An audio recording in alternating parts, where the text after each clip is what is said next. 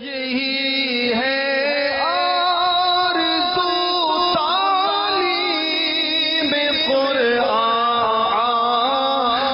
ہو جائے، تلاوت کرنا صبح و شام، تلاوت کرنا صبح و شام، میرا کام ہو جائے۔ الحمد للہ رب العالمین، والصلاة والسلام على سید الانبیاء والمرسلین، اما بعد فاعوذ باللہ من الشیطان الرجیم، بسم اللہ الرحمن الرحیم۔ الصلاة والسلام علیک یا رسول اللہ وعلى آلک واصحابک یا حبیب اللہ۔ الصلاة والسلام عليك يا نبي الله وعلى آلك وأصحابك يا نور الله، نويت سنة الاعتكاف۔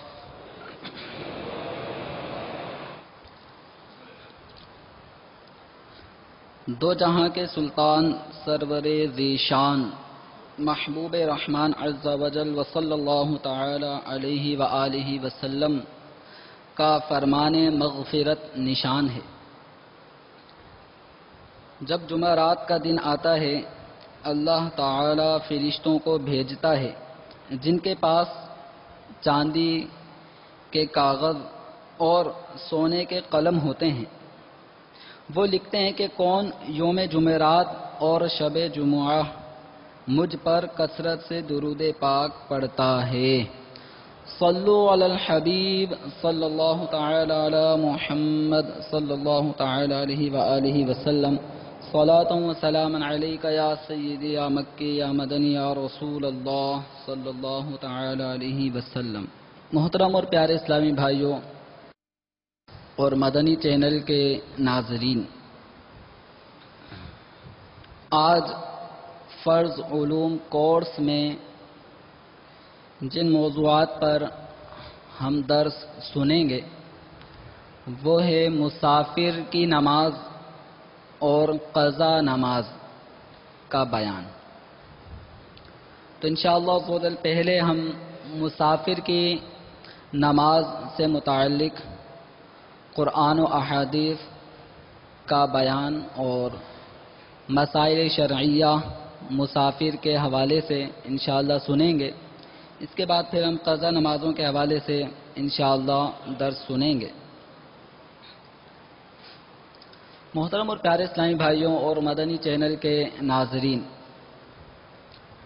جب بھی مسافر کی نماز کا تذکرہ ہوتا ہے تو ایک لفظ ہم سنتے ہیں قصر کرنا، قاف صاد را، قصر۔ یہ لفظ عام طور پہ سننے کو ملتا ہے کہ مسافر قصر کرے گا، مسافر کو قصر کے ساتھ نماز پڑھنی چاہیے، مسافر پر قصر واجب ہے۔ تو اس طرح کے ہم جملے، الفاظ، کلمات سنتے رہتے ہیں۔ تو یہ قصر کا معنی کیا ہے؟ قصر کا معنی ہوتا ہے کمی کرنا۔ قصر کا لغوی معنی، جو لغت میں اس کا معنی آتا ہے، وہ ہے کمی کرنا، کسی چیز کو کم کر دینا۔ حج کے ایام میں ایک رکن آتا ہے کہ جب طواف اور سعی سے فراغت ہوتی ہے تو حاجی یا عمرہ کرنے والا حلق کرتا ہے یا تقصیر کرتا ہے۔ تقصیر معنی بھی کمی کرنا، تو وہاں یا تو وہ سر منڈاتا ہے، پورے سر کے بال دور کرتا ہے، یا پھر اپنے بالوں کے چوتھائی بالوں، سر کے چوتھائی بالوں کے ایک ایک پورے کے برابر بالوں کو وہ کاٹتا ہے، کم کر دیتا ہے۔ تو اس کو بھی قصر کرنا یا تقصیر کرنا کہتے ہیں۔ تو قصر کا لغوی معنی ہوتا ہے کم کرنا۔ اور جب ہم نماز مسافر کے بارے میں جب یہ لفظ استعمال کرتے ہیں تو اس کا مطلب یہ ہوتا ہے کہ مخصوص شرائط کے مطابق کسی فرد کا 4 رکعت والے فرض نمازوں میں 2 رکعت کم کرنا مخصوص شرائط کے حامل شخص کا 4 رکعت والی فرض نمازوں میں 2 رکعتوں کو کم کر دینا. تو مثلا ظہر ہے، عصر ہے، عشاء ہے، تو ان میں 4 رکعتیں جو فرائض ہیں، تو مسافر شرعی 4 رکعتیں نہیں پڑھتا بلکہ کتنی پڑھتا ہے؟ 2. تو 2 رکعتیں وہ کم کر دیتا ہے، پھر 2 رکعتیں وہ ادا کرتا ہے، اور یہی 2 رکعتیں پڑھ لینا اس کے لیے کافی ہوتا ہے. قرآن و احادیث میں نماز میں قصر کرنے کا بیان موجود ہے. چنانچہ اللہ تبارک و تعالی سورہ نساء کی آیت نمبر 101 میں ارشاد فرماتا ہے: وَإِذَا ضَرَبْتُمْ فِي الْأَرْضِ فَلَيْسَ عَلَيْكُمْ جُنَاحٌ أَن تَقْصُرُوا مِنَ الصَّلَاةِ إِنْ خِفْتُمْ أَن يَفْتِنَكُمُ الَّذِينَ كَفَرُوا إِنَّ الْكَافِرِينَ كَانُوا لَكُمْ عَدُوًّا مُبِينًا. امام اہل سنت اعلی حضرت رضی اللہ تعالی عنہ کنز الایمان شریف میں اس کا ترجمہ یوں فرماتے ہیں: اور جب تم زمین میں سفر کرو تو تم پر گناہ نہیں کہ بعض نمازیں قصر سے پڑھو، اگر تمہیں اندیشہ ہو کہ کافر تمہیں ایذا دیں گے، بے شک کفار تمہارے کھلے دشمن ہیں. اس آیت مبارکہ میں نماز میں قصر کرنے کا حکم موجود ہے. تو یہاں یہ فرمایا گیا کہ تم پر کچھ گناہ نہیں کہ تم بعض نمازوں میں قصر کر لو. تو قصر کرنے میں کچھ گناہ نہیں. ان خفتم، اگر تمہیں خوف ہو، اندیشہ ہو کہ کافر تمہیں ایذا دیں گے. اس آیہ مبارکہ کا جو مفہوم حاصل ہوتا ہے تو اس سے پڑھنے والا یہ سمجھتا ہے کہ قصر نماز کا حکم خوف کی صورت میں ہے. جب خوف لاحق ہو تو اس وقت قصر کر لینا چاہیے، اور اگر خوف لاحق نہ ہو تو پوری پڑھنی چاہیے.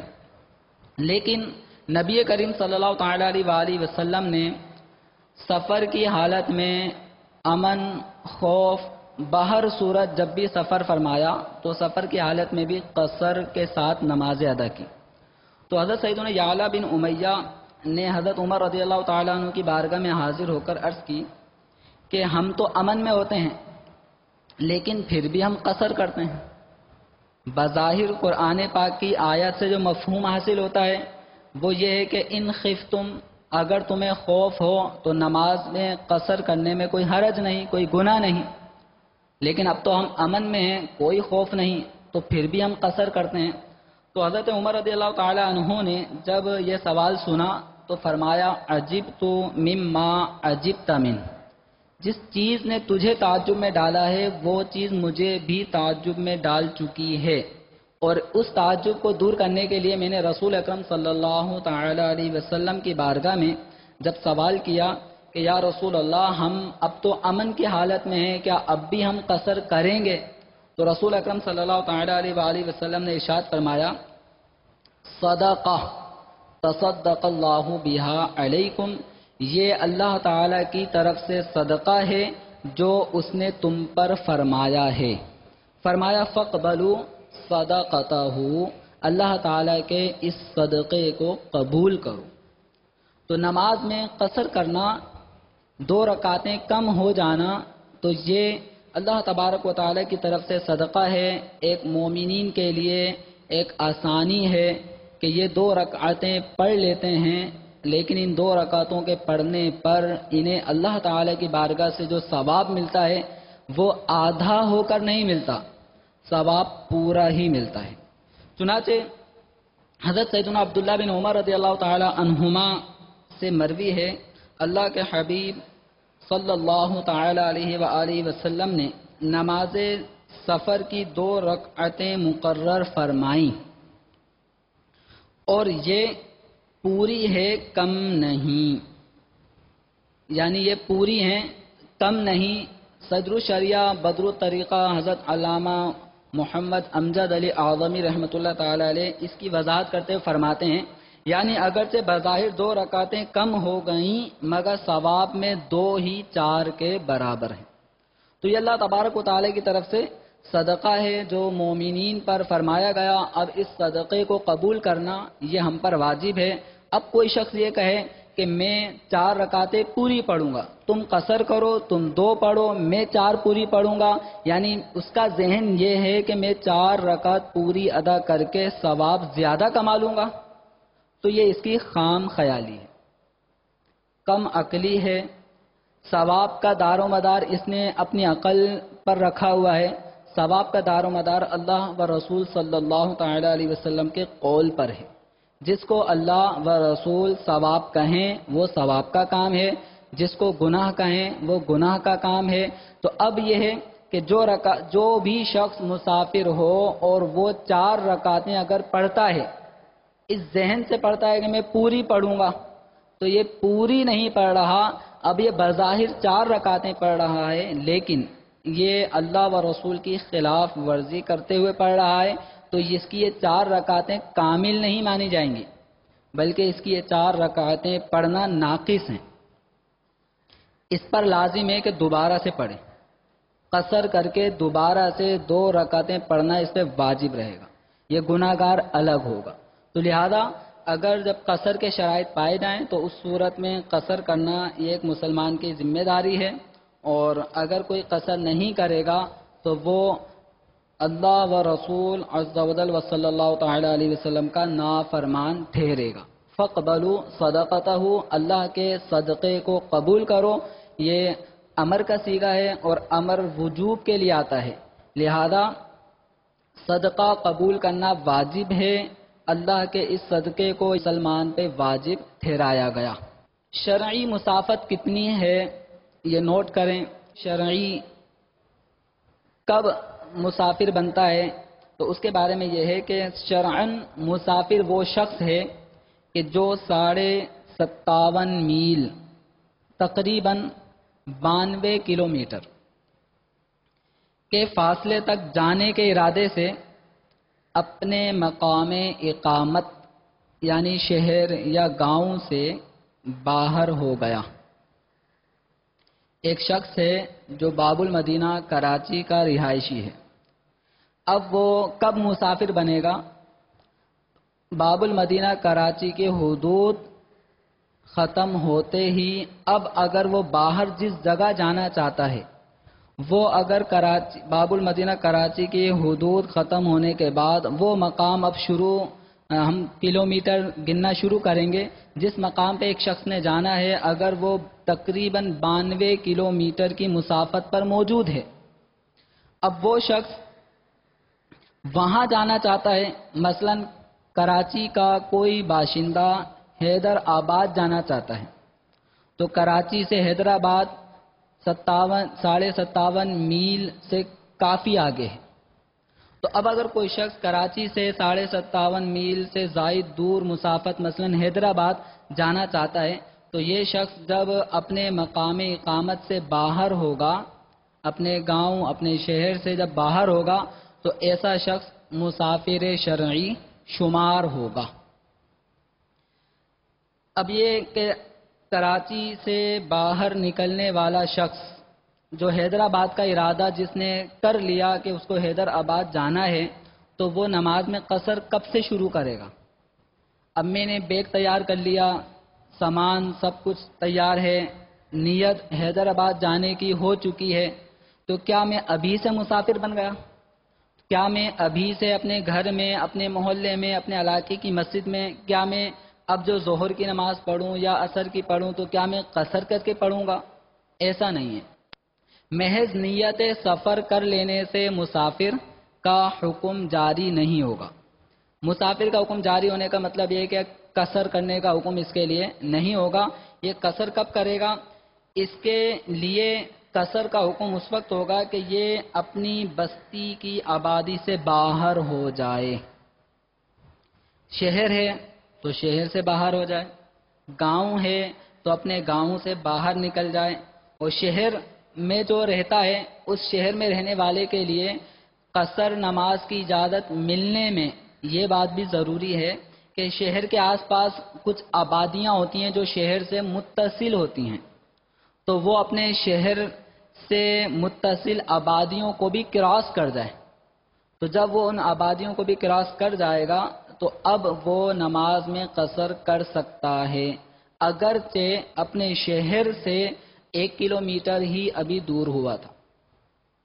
اگرچہ اپنے گاؤں سے 1 کلومیٹر ہی وہ دور ہوا ہے، لیکن اپنے شہر اپنے گاؤں کی آبادی کو کراس کر چکا، وہاں سے نکل گیا. لیکن اس نے جانا کہاں پر ہے؟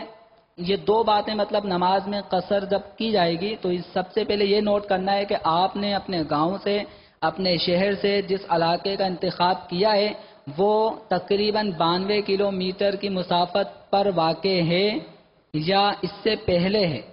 اگر 92 کلومیٹر کے اندر ہو تو پھر آپ کو پورے راستے میں اور جس مقام پر آپ نے جانا ہے وہاں پر آپ نے قصر نہیں کرنی، پوری نمازیں پڑھنی ہے. مثلا باب المدینہ کا کوئی شخص اگر نوری آباد جاتا ہے تو نوری آباد جانے والا شخص پوری نمازیں پڑھے گا، اس لیے کہ کراچی کی حدود اور نوری آباد کے درمیان 92 کلومیٹر کا فاصلہ نہیں ہے، اس سے کم مسافت بنتی ہے. تو لہذا یہ نوری آباد کام پر جانے والا جو ظہر عصر وہاں پڑھتا ہے یا ہفتے بعد آتا ہے وہاں سے کراچی، تو وہ وہاں پر پوری نمازیں پڑھے گا، اس لیے کیونکہ کراچی سے باہر اس کا جو سفر ہے وہ 92 کلومیٹر نہیں. لیکن حیدرآباد اگر کوئی شخص جانا چاہتا ہے تو ایسا شخص چونکہ اپنے شہر اور جس مقام کا اس نے انتخاب کیا ہے اس کے درمیان 92 کلومیٹر کا فاصلہ ہے، اس سے زائد فاصلہ ہے، تو لہذا اب اس کا یہ سفر شرعی ہوا. اب جب یہ شخص کراچی کی حدود چھوڑے گا تو اب اس کے لیے نماز میں قصر کرنے کا حکم آ جائے گا. اب اگر اس نے دوران سفر جیسے حیدرآباد کے راستے میں کہیں پر وہ ظہر پڑھتا ہے، عصر پڑھتا ہے، عشاء پڑھتا ہے تو اس کو ان نمازوں میں قصر کرنی ہوگی. اب یہ سفر کے بارے میں یہ ہے کہ سفر جو اس نے کرنا ہے آیا نیک مقصد لے کر گیا ہے، جس مقام پر یہ جانا چاہتا ہے نیک مقاصد کے ساتھ وہ سفر کر رہا ہے، اس کو بھی قصر ہی کا حکم ہوگا. اور معاذ اللہ ثم معاذ اللہ اگر کسی کا باب المدینہ کراچی سے حیدرآباد، ملتان، لاہور کہیں پر بھی اگر اس کا سفر ہے، اگر وہ سفر معاذ اللہ گناہوں کی ادائیگی کے لیے معصیت پر مبنی ہے، کوئی گناہ وہاں پر جا کر کرنا ہے اس لیے سفر کرنا چاہتا ہے، تو اس سفر میں ایسا نہیں ہے کہ اس کا سفر معصیت پہ مبنی ہے تو اس کو قصر کا حکم نہیں ہوگا، یہ پوری پڑے گا، ایسا نہیں ہے. یعنی اگر کسی کا سفر معصیت پر بھی مبنی ہو لیکن چونکہ اس میں مسافر کی شرائط پائے جا رہے ہیں تو مسافر کی شرائط پائے جانے کی صورت میں اس کو بھی قصر کرنے کا ہی حکم ہوگا. قصر کرنے میں سیٹھ، نوکر، میاں بیوی، ایسے ہی ماں باپ کے ساتھ ان کے بچے ہوتے ہیں، اولاد ہوتی ہیں، اسی طرح بعض اوقات سفر ہوتا ہے ایک استاد کے ساتھ، طلباء سفر کر رہے ہوتے ہیں. تو اب ایسی صورت میں کس کی نیت کا اعتبار کیا جائے؟ تو اس میں یہ ہے کہ ایک ایسا ملازم کہ جو ماہانہ یا سالانہ سیلری پر کام کرتا ہے، ماہانہ یا سالانہ سیلری پر کام کرتا ہے، تو ایسا شخص اگر اپنے سیٹھ کے ساتھ سفر کرے گا تو یہ سیٹھ کے تابع ہے، یہ سیٹھ کے تابع ہے. اسی طریقے سے فرما بردار بیٹا ماں باپ کا کہنا مانتا ہے، ماں باپ جہاں جا رہے ہیں وہاں یہ بھی جا رہے ہیں، تو ماں باپ کا فرما بردار بیٹا یہ اپنے والد کے تابع ہے. اسی طرح وہ شاگرد کے جو اپنے استاد کی خدمت میں لگا رہتا ہے، استاد ہی کی طرف سے اس کو کھانا پینا جو بھی جملہ ضروریات ہیں وہ استاد پوری کرتا ہے، بس اس نے اپنے آپ کو ایک استاد کی خدمت کے لیے وقف کیا ہوا ہے، تو ایسا شخص بھی، ایسا طالب علم اپنے استاد کے تابع ہے. ایسے ہی شوہر ہے اور بیوی ہے تو بیوی اپنے شوہر کے تابع ہے۔ اب یہ جو شاگرد ہے، یہ جو مزدور ہے یا فرما بردار بیٹا ہے یا بیوی ہے، ان کی نیتیں سفر کی ہوں یا نہ ہوں، یہ اپنے تابع ہیں کس کے؟ اپنے استاد کے، اپنے سیٹ کے، اپنے باپ کے اور اپنے شوہر کے۔ یہ ان کے تابع ہیں۔ جو ان کی نیت ہوگی متبوع، ایک ہے تابع جو اتباع کرے گا، پیچھے پیچھے چلے گا، اس کو تابع کہتے ہیں، اور ایک ہوتا ہے متبوع۔ یہ لکھ لیں، متبوع۔ متبوع کا معنی ہوتا ہے جس کی اتباع کی جائے۔ متبوع معنی جس کی اتباع کی جائے، جس کے پیچھے پیچھے چلا جائے۔ اب استاد جہاں جائے گا طالب علم بھی اسی کے پیچھے پیچھے جائے گا، شوہر جہاں جائے گا بیوی بھی وہیں جائے گی۔ تو شوہر متبوع ہے، بیوی تابع، استاد متبوع ہے، شاگرد تابع، سیٹھ متبوع ہے اور ملازم اس کا تابع۔ اب دو اس طرح کے آدمی سفر کر رہے ہوں، ایک تابع ہو اور ایک متبوع ہو، تو کس کی نیت کا اعتبار ہوگا؟ تو اس میں یہ ہے کہ متبوع کی نیت کا اعتبار ہوگا۔ کس کی؟ متبوع کی نیت کا اعتبار ہوگا۔ سیٹھ کی جو نیت ہے، اسی طریقے سے شوہر کی جو نیت ہے اس کا اعتبار ہوگا۔ مثلا یہ کہ اب کراچی کا کوئی شخص، اب مثال لیں، کراچی کا کوئی شخص اپنے ملازم کو لے کر جاتا ہے حیدرآباد۔ اگر وہ 15 دن یا 15 دن سے زائد اگر حیدرآباد میں رہے گا تو ایسا شخص وہاں حیدرآباد میں کیا ہوگا؟ مقیم۔ کون ہوگا؟ مقیم۔ جو شخص اپنے شہر سے دور اگر کسی اور مقام پر چلا جاتا ہے جو اگرچہ مسافت شرعی کے مطابق دور ہے، لیکن وہاں پر اس کا رہنے کی نیت 15 دن یا 15 دن سے زائد ہے، تو اب وہ اس مقام پر جو نمازیں ادا کرے گا وہ پوری پڑھے گا۔ کراچی کا کوئی شخص حیدرآباد میں 15 دن یا 20 دن رہنے کی نیت سے جاتا ہے تو حیدرآباد جب وہ پہنچ جائے گا تو وہاں پر اس کو پوری نمازیں پڑھنی ہوں گی۔ 15 دن سے کم نیت لے کر جائے گا، 14 دن، 10 دن، 8 دن، 2 دن، 1 دن کے لیے اگر وہ گیا ہے تو وہاں پر کراچی کا رہائشی حیدرآباد میں قصر کرے گا، نمازوں میں کمی کرے گا۔ اب سیٹھ اپنے ملازم کو لے کر جاتا ہے حیدرآباد، جو نیت سیٹھ کی وہی نیت اس کے ملازم کی مانی جائے گی۔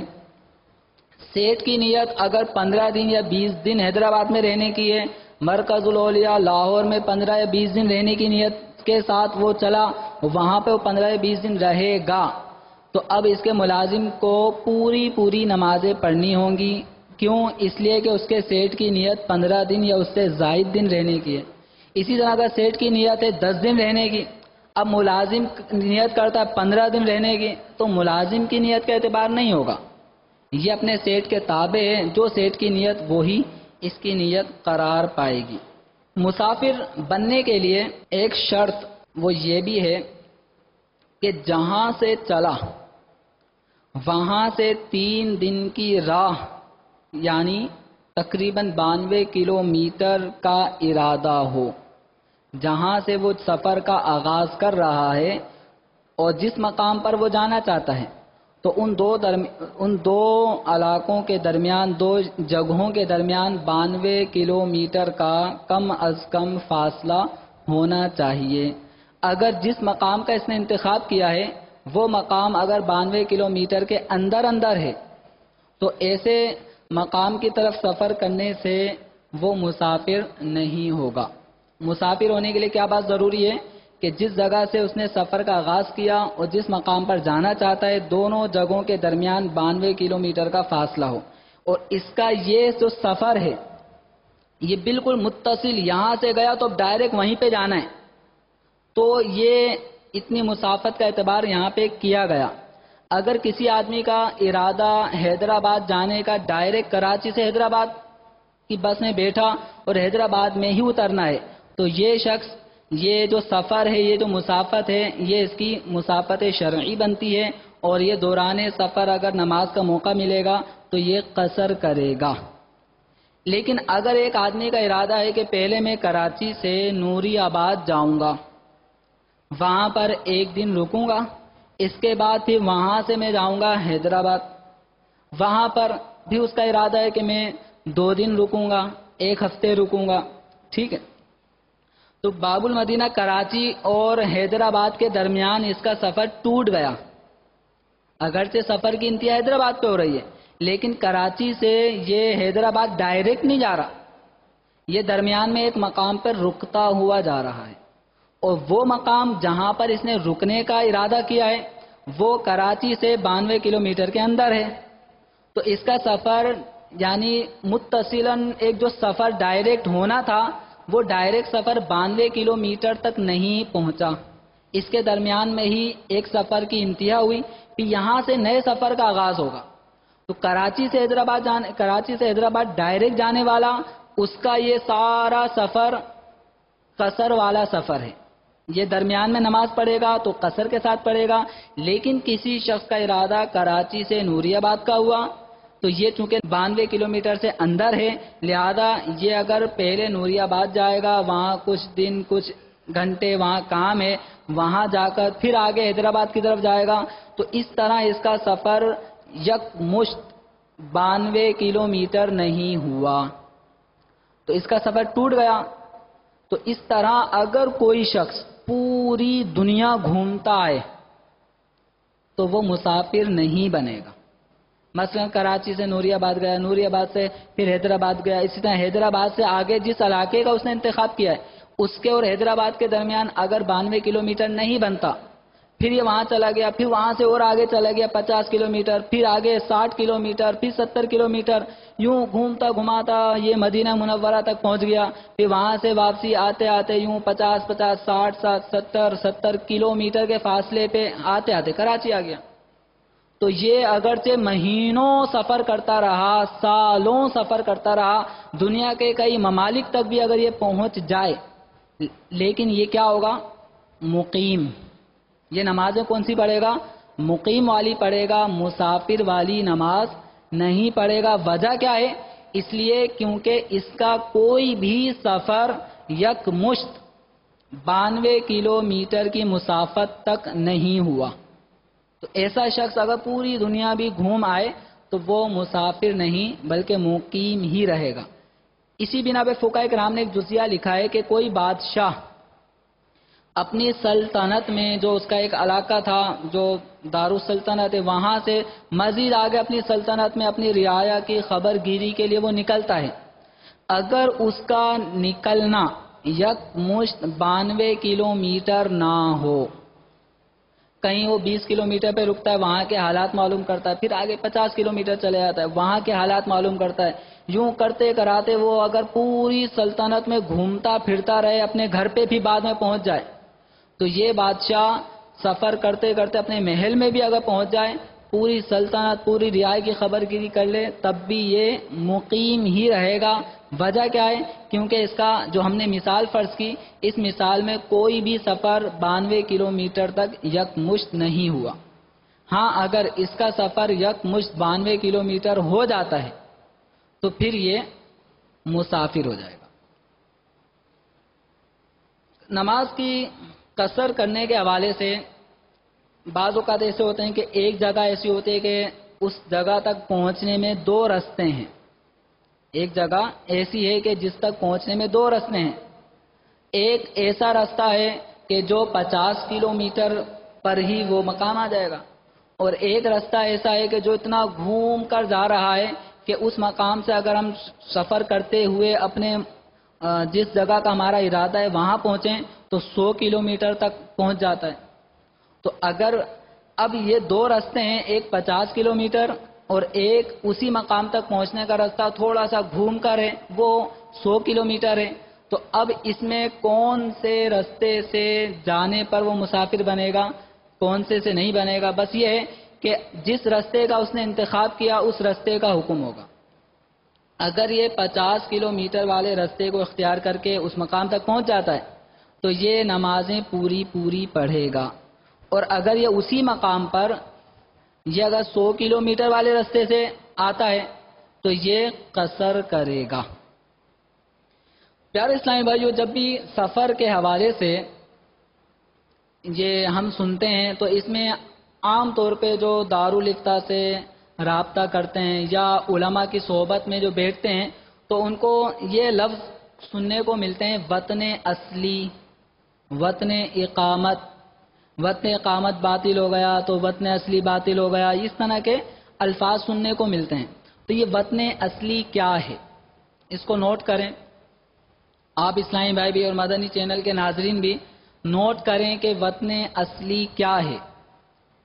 ایک وطن تو ہمارا پاکستان ہمارا وطن ہے، ایک یہ وطن ہوتا ہے، ایک وطن جو سفر مسافر کے حوالے سے جو ہم اس کے وطن بناتے ہیں، تو ایک ہوتا ہے وطن اصلی۔ وطن اصلی ہونے میں 3 باتوں کو مد نظر رکھا جاتا ہے۔ کسی بھی جگہ کے وطن اصلی ہونے میں 3 باتوں میں سے کوئی ایک بات اگر پائی جائے تو وہ مقام وطن اصلی قرار پائے گا۔ نمبر 1، وہ مقام اس کا جائے پیدائش ہو، وہ مقام اس کا جائے پیدائش ہو، اس مقام پر اس کی ولادت ہوئی ہو، پیدائش ہوئی ہو، تو وہ مقام وطن اصلی ہوتا ہے۔ جیسے جو کراچی میں پیدا ہوا تو کراچی اس کا کیا بنا؟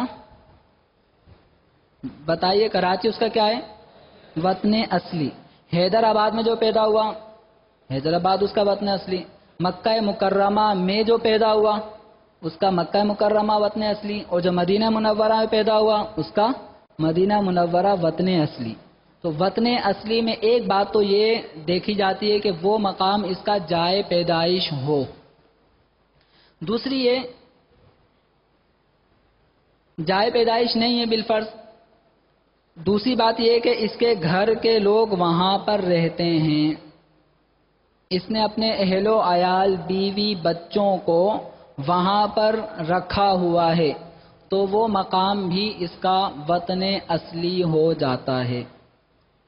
مثلا ایک شخص سے پیدا ہوا تھا، یعنی جب پاکستان آزاد ہوا اس سے پہلے ہمارے آبا و اجداد وہ کہاں پیدا ہوئے؟ ہند کی سرزمین پہ پیدا ہوئے، ٹھیک ہے۔ وہاں سے وہ ہجرت کر کے آ گئے کہاں پر؟ پاکستان۔ پاکستان میں انہوں نے اپنا گھر بسایا، اہل و عیال سب، کسی کے کراچی میں تو کسی کے حیدرآباد میں، کسی کے کسی اور شہر میں، ہندوستان سے ہند سے ہجرت کر کے آ گئے۔ وہ مقام جو ان کا جائے ولادت تھا ہند، وہ چھوڑ دیا، اب کہاں پر آ گئے؟ پاکستان میں۔ پاکستان کے جس شہر کو انہوں نے منتخب کیا وہ مقام اب ان کی رہائش گاہ بن گئی، بیوی بچوں سمیت وہ وہاں پہ رہنے لگے، تو اب یہ مقام ان کا وطن اصلی بن گیا، یہ مقام ان کا وطن اصلی بن گیا۔ نبی کریم صلی اللہ تعالی علیہ وآلہ وسلم کا جائے پیدائش کا کیا ہے؟ حضور کی ولادت کہاں پر ہوئی؟ مکہ مکرمہ میں ہوئی، لیکن اس کے بعد جب ہجرت کا موقع ہوا تو نبی کریم صلی اللہ تعالی علیہ وسلم نے مکہ مکرمہ سے ہجرت کی مدینہ منورہ کی طرف، اپنے جملہ اہل خانہ کو پھر مدینہ منورہ میں رہائش پذیر رکھا۔ سرکار صلی اللہ تعالی علیہ وسلم نے مدینہ میں رہائش رکھی، تو یہ مدینہ منورہ سرکار دو عالم صلی اللہ تعالی علیہ وسلم کا کیا بن گیا؟ وطن اصلی۔ جب تک ہجرت نہیں کی تھی اس وقت تک مکہ مکرمہ کیا تھا؟ وطن اصلی۔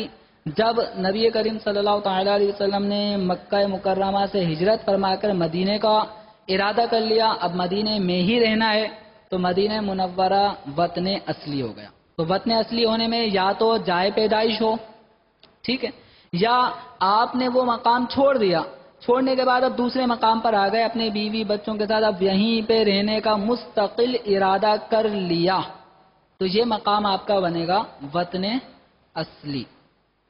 تیسرا مقام، تیسری یہ ہے کہ وہاں پر سکونت کر لی، وہاں پہ رہائش اختیار کر لی کہ بس اب یہ شہر کو میں آباد کروں گا، یہیں پہ رہنا ہے، اگرچہ بیوی بچے کہیں اور رہتے ہیں۔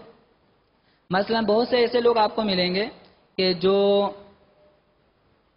بالفرض مدینہ الاولیاء ملتان شریف کے رہائشی ہیں، وہیں پہ پیدا ہوئے، بیوی بچے بھی وہیں پر ہیں، لیکن باب المدینہ میں آ کر انہوں نے مکان خرید لیا اور یہاں پر بھی رہنے کا پکا ارادہ کر لیا کہ اپنے باب المدینہ میں بھی رہنا ہے، یہاں پر بھی اپنا مکان ہے، یہاں پر بھی وہ رہتا ہے، مستقل سکونت اس نے یہاں اختیار کر لی، یہاں سے کبھی کبھی اپنے گھر پہ چلے آتا ہے، کبھی اہل و عیال کو یہاں پہ لے آتا ہے.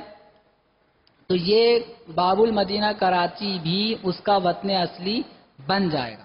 وہ لوگ مراد نہیں ہیں کہ جو یہاں پر آتے ہیں صرف کرائے کے لیے، کرائے کے مکان پہ رہتے ہیں، کمانے کی غرض سے آتے ہیں، کما کر پھر چلے آتے ہیں. تو یہ عارضی طور پہ آنے والے مراد نہیں ہیں. مراد یہ ہے کہ جس نے باقاعدہ مدینہ الاولیاء کا رہائشی ہے لیکن باب المدینہ کراچی میں بھی اس نے مکان خرید لیا اور یہاں پر خریدنے کے بعد مستقل رہائش کی نیت کر لی کہ رہنا یہیں پر ہی، اب آگے اگلے دور میں بیوی بچوں کو یہیں پہ بلا لینا ہے. اس طرح بھی ہمارے بعض اسلامی بھائی ہوتے ہیں کہ جو یہاں پہ آ جاتے ہیں، یہاں کی سکونت اختیار کرنے کے ذرائع اختیار کرتے ہیں، مکان بناتے ہیں، بلڈنگیں بناتے ہیں، بھی یہیں پہ اپنے بیوی بچوں کو بعد میں بلا لیتے ہیں. تو یہ باب المدینہ بھی ان کا کیا بن جائے گا؟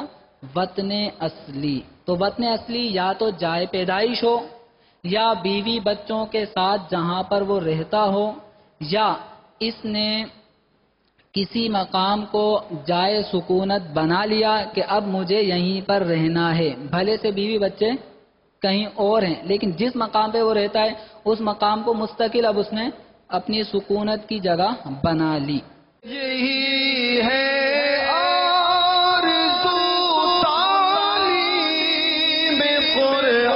قرآن میں ہو جائے تلاوت کرنا صبح و شام، تلاوت کرنا صبح و شام.